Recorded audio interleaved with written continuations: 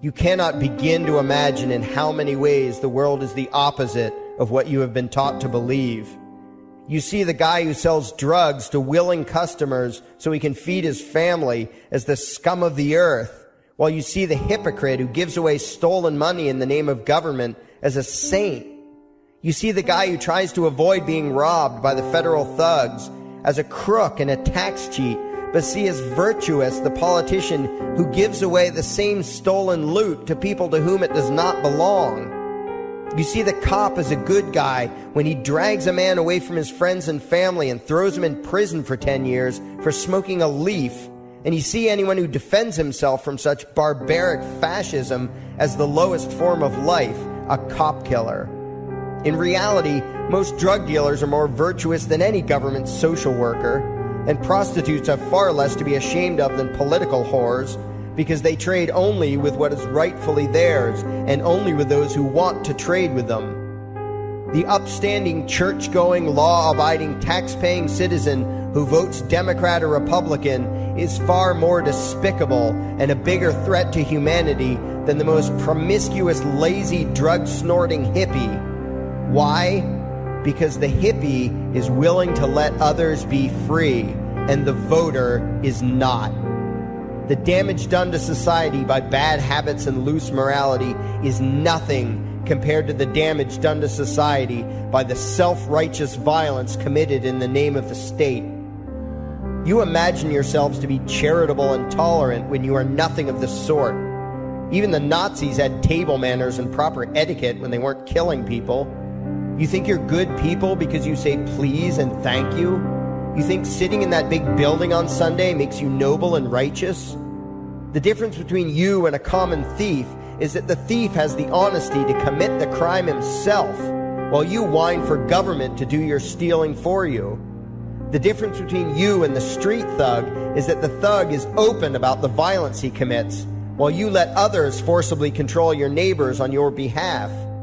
You advocate theft, harassment, assault, and even murder, but accept no responsibility for doing so. You old folks want the government to steal from your kids so you can get your monthly check. You parents want all your neighbors to be robbed to pay for your kids' schooling. You all vote for whichever crook promises to steal money from other people to pay for what you want. You demand that those people who engage in behaviors you don't approve of be dragged off and locked up, but feel no guilt for the countless lives your whims have destroyed. You even call the government thugs your representatives, and yet you never take responsibility for the evil they commit. You proudly support the troops as they kill whomever the liars in D.C. tell them to kill, and you feel good about it. You call yourselves Christians or Jews or claim to follow some other religion, but the truth is what you call your religion is empty window dressing. What you truly worship, the God you really bow to, what you really believe in is the state. Thou shalt not steal, thou shalt not murder, unless you can do it by way of government. Then it's just fine, isn't it?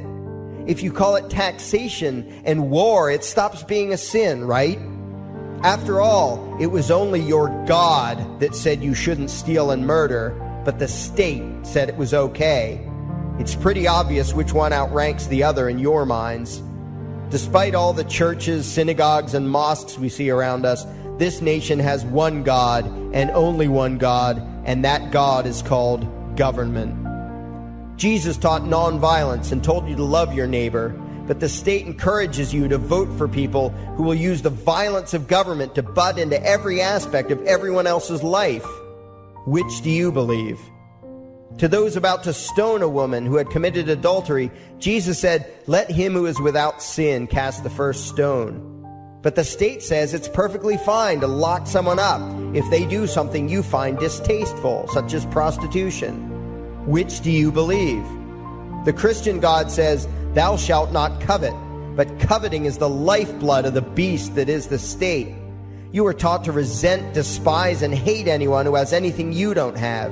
You clamor for the state to tear other people down, steal their property, and give it to you. And you call that fairness. The Bible calls it coveting and stealing. You are not Christians. You are not Jews. You are not Muslims. and you certainly aren't atheists. You all have the same God, and its name is government. You're all members of the most evil, insane, destructive cult in history. If there ever was a devil, the state is it, and you worship it with all your heart and soul. You pray to it to solve every problem, to satisfy all your needs, to smite your enemies, and to shower its blessings upon you. You worship what Nietzsche called the coldest of all cold monsters, and you hate those of us who don't. To you, the greatest sin is disobeying your God, breaking the law, you call it, as if anyone could possibly have any moral obligation to obey the arbitrary commands and demands of the corrupt, lying, delusional megalomaniacs who infest this despicable town. Even your ministers, priests, and rabbis, more often than not, are traitors to their own religions, teaching that the commands of human authority should supersede adherence to the laws of the gods they say they believe in. Several years ago, I heard one pompous evangelical jackass in particular pontificating on the radio that anyone who disobeys the civil authority, be it a king or any other government, is engaging in rebellion against God. Those were the exact words he used. What if the government is doing something wrong? Well, this salesman for Satan opined, that is the business of those in government, and you are still obligated to obey. Everywhere you turn, be it the state or the church, the media or the schools, you are taught one thing above all else: the virtue of subjugating yourselves to mortals who claim to have the right to rule you. It is sickening the reverence with which you speak of the liars and thieves whose feet are so firmly planted on your necks. You call the congressmen and the judges honorable, and you swoon at the magnificence of the grandiose halls they inhabit, the temples they built to celebrate the domination of mankind. You feel pride at being able to say you once shook a senator's hand or saw the president in person. Ah, yes, the grand deity himself, His Royal Highness, the President of the United States of America. You speak the title as if you're referring to God Almighty. The vocabulary has changed a bit, but your mindset is no different from that of the groveling peasants of old who bowed low, faces in the dirt, with a feeling of unworthiness and humility when in the presence of whatever narcissist had declared himself to be their rightful lord and master. The truth of the matter, back then and today, is that these parasites who call themselves leaders are not superior beings. They are not great men and women. They are not honorable. They're not even average. The people who earn an honest living, from sophisticated millionaire entrepreneurs to illiterate day laborers doing the most menial tasks you can imagine, those people deserve your respect. Those people you should treat with courtesy and civility. But the frauds who claim the right to rule you and demand your subservience and obedience, they deserve only your scorn and contempt. Those who seek so-called high office are the lowest of the low. They may dress better, have larger vocabularies, and do a better job of planning out and executing their schemes, but they are no better than pickpockets, muggers, and carjackers.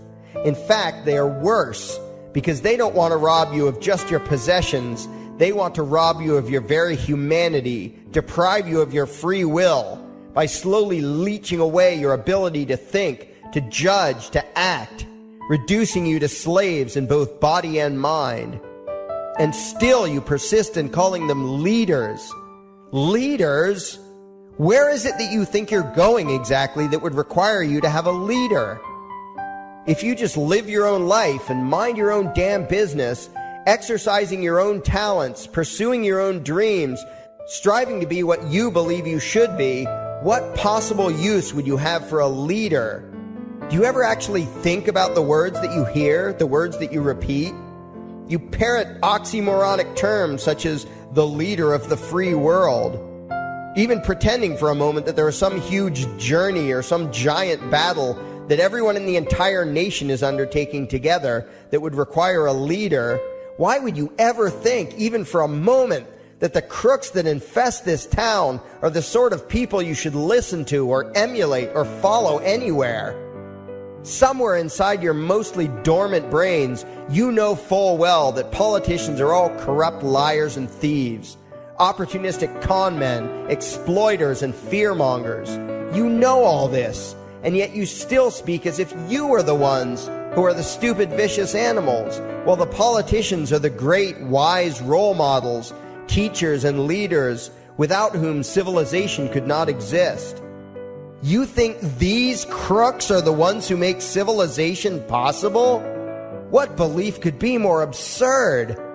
Yet when they do their pseudo-religious rituals deciding how to control you this week, you still call it law and continue to treat their arbitrary demands as if they were moral decrees from the gods that no decent person would ever consider disobeying. You have become so thoroughly indoctrinated into the cult of state worship that you are truly shocked when the occasional sane person states the bleeding obvious. The mere fact that the political crooks wrote something down and declared their threats to be law does not mean that any human being anywhere has the slightest moral obligation to obey. Every moment of every day, in every location and every situation, you have a moral obligation to do what you deem to be right, not what some delusional bloated windbag says is legal. And that requires you to first determine right and wrong for yourself, a responsibility you spend much time and effort trying to dodge. You proclaim how proud you are to be law-abiding citizens and express your utter contempt for anyone who considers himself above your so-called laws that are nothing more than the selfish whims of tyrants and thieves. The word crime once meant an act harmful to another person. Now it means disobedience to any one of the myriad of arbitrary commands coming from a parasitical criminal class. To you, the term crime is nearly synonymous with the word sin, implying that the ones whose commands are being disobeyed must be something akin to gods, when in truth they are more akin to leeches. The very phrase, taking the law into your own hands, perfectly expresses what a sacrilege it is in your eyes for a mere human being to take upon himself the responsibility to judge right from wrong and to act accordingly, instead of doing what you do, unthinkingly obeying whatever capricious commands this cesspool of maggots spews forth. You glorify this criminal class as lawmakers and believe that no one is lower than a lawbreaker, someone who would dare disobey the politicians. Likewise, you speak with pious reverence of law enforcers, those who forcibly impose the politicians' every whim upon the rest of us. When the state uses violence, you imagine it to be inherently righteous and just, and if anyone resists, they are, in your eyes, contemptible lowlifes, lawless terrorist criminals. Like the lawless terrorist criminals who helped slaves escape the plantations. Like the lawless terrorist criminals who helped Jews escape the killing machine of the Third Reich. Like the lawless terrorist criminals who were crushed to death under the tanks of the Red Chinese government in Tiananmen Square. Like all the lawless terrorist criminals in history who had the courage to disobey the never-ending stream of tyrants and oppressors who have called their violence authority and law. And that includes the lawless terrorist criminals who founded this country. Everything you think you know is upside down, backwards, and inside out. But what has to take the cake, the height of your insanity, is the fact that you view as violent terrorists the only people on the planet who oppose the initiation of violence against their fellow men. Anarchists, voluntarists, and libertarians. We use violence only to defend ourselves against someone who initiates violence against us. We use it for nothing else. Meanwhile, your belief system is completely schizophrenic and self-contradictory. On the one hand, you teach the young slaves that violence is never the answer. Yet out of the other side of your mouths, you advocate that everyone and everything, everywhere and at all times be controlled, monitored, taxed, and regulated through the force of government. In short, you are teaching your children that the masters may use violence whenever they please, but the slave should never resist. You indoctrinate your children into a life of unthinking, helpless subservience. You are putting the chains around their little necks and fastening the locks tight. And worst of all, you feel good about it. Out of one side of your mouths, you condemn the evils of fascism and socialism and lament the injustices of the regimes of Hitler, Stalin, and Mao. While out of the other side of your mouths, you preach exactly what they did. The worship of the collective, the subjugation of every individual to that evil insanity that wears the deceptive label, the common good. You babble on and on about diversity and open-mindedness, and then beg your masters to regulate and control every aspect of everyone's lives, creating a giant herd of unthinking conformist drones. You wear different clothes and have different hairstyles, and you think that makes you different. Yet all your minds are enslaved to the same club of masters and controllers. You think what they tell you to think and do what they tell you to do while imagining yourselves to be progressive, thinking, and enlightened. From your position of relative comfort and safety, you now condemn the evils of other lands and other times while turning a blind eye to the injustices happening right in front of you. You tell yourself that had you lived in those other places, in those other times, you would have been among those who stood up against oppression and defended the downtrodden. But that is a lie. You would have been right there with the rest of the flock of well-trained sheep, loudly demanding that the slaves be beaten, that the witches be burned, that the nonconformists and rebels be destroyed. How do I know this? Because that is exactly what you are doing today. Today's injustices and oppressions are fashionable and popular, and those who resist them, you tell yourselves, are just malcontents and freaks, people whose rights don't matter, people who deserve to be crushed under the boot of authority. Isn't that right? You bunch of spineless, unthinking hypocrites, look in the mirror. Take a good look at what you imagine to be righteous and kind. You are the devil's plaything. The crowds of thousands wildly applauding the speeches of Adolf Hitler, that was you.